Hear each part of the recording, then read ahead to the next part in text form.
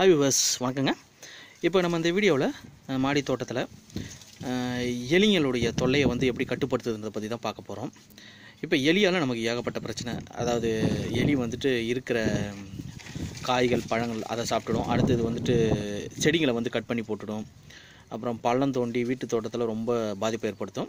நிறைய வியூவர்ஸ் கேட்டிருக்காங்க, சார் எலி ரொம்ப தொல்லையாக இருக்குது, பெருச்சாலியும் சின்ன எலி, அதாவது பெருச்சாலி சின்ன எலி ரெண்டு தொல்லையுமே ரொம்ப பெருசு கஷ்டமாக இருக்குது, என்ன சார் பண்ணலாம் அப்படின்னு சொல்லிட்டு அவங்களுடைய வேண்டுகோளுக்குனுங்க நான் இந்த வீடியோவை பதிவு பண்ணுறேன்.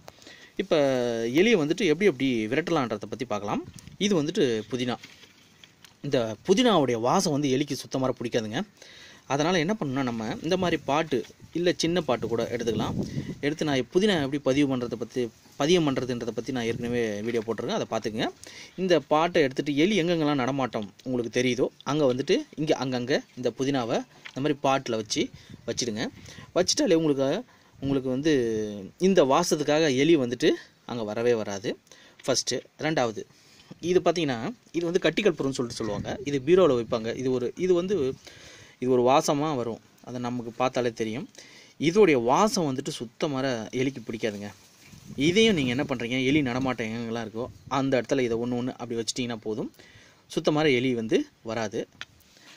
மூணாவது இது என்னென்னு பார்த்தீங்கன்னா, இது சர்க்கரையோ இல்லை வெல்லமோ, அது பாகு மாதிரி, அதாவது கொஞ்சம் கட்டியாக கலந்து லைட்டாக தண்ணி விட்டு கலந்து வச்சுக்கிங்க. வச்சுட்டு அது உள்ளார வெள்ளை வெள்ளையாக இருக்குது என்னென்னு பார்த்தீங்கன்னா, இது தெர்மாக்கோல் தாங்க, வேறு ஒன்றும் இல்லை. அதை சின்ன சின்னதாக கட் பண்ணி போட்டுருங்க. தெர்மாக்கோல், நீங்கள் தெர்மாக்கோலை இந்த மாதிரி சின்ன சின்னதாக கட் பண்ணிவிடுங்க. கட் பண்ணி இதில் போட்டு ஊற வச்சுடுங்க. நல்லா ஊறட்டும். ஊற வச்சுட்டு இதை ஒன்று ஒன்றா எடுத்து என்ன பண்ணுறீங்கன்னா, எலி நடமாட்டம் எங்கெங்கெல்லாம் வருது அதோடைய வழிப்பாதை உங்களுக்கு தெரியும் இல்லையா, எங்கள் அவுட்டரில் மாடி தோட்டத்துலையோ வீட்டு தோட்டத்துலையோ எங்கேயோ அதை இதை ஒன்று ஒன்றா போட்டு விட்டிங்கனாக்கா, எலி வந்த உடனே இதோட இனிப்புக்கு எடுத்த உடனே இதை சாப்பிட ஆரம்பிச்சிடுங்க. எதுவுமே யோசிக்காது. சாப்பிட்ட உடனே இது தெர்மாக்கோல் உள்ளே போன உடனே அது எலி இதை சாப்பிட்ட உடனே இறந்துருங்க. நமக்கு பிரச்சனை இல்லாமல் போயிடும். இது இனிப்பு, அதாவது நல்லா இது தண்ணி இல்லாமல் நல்லா குழகுழன்னு இருக்கணும். அந்த பாகு மாரி, அதாவது வெல்லம் இல்லை சர்க்கரை ஏதாவது ஒன்று நீங்கள் அதில் ஊற வச்சு அதை வச்சிட்டிங்கனாக்கா இதை சாப்பிட்ட உடனே எலி இறந்துடும். இப்போ எலி எப்படி கட்டுப்படுத்துறதை பற்றி 3 வழியில் நான் சொல்லியிருக்கேன். இது ரெண்டும், இது புதினாவும் இது கற்பூரமும் எலியை விரட்டுறது, இது எலியை சாகடிக்கிறதுக்கு. ஓகே வியூவர்ஸ், நீங்களும் உங்கள் வீட்டு மாடி தோட்டம் இல்லை வீட்டு தோட்டம் எதில் வேணாலும் எலியை கட்டுப்படுத்துறதுக்கு இந்த வீடியோ உங்களுக்கு யூஸ்ஃபுல்லாக இருக்குன்னு நினைக்கிறேன்.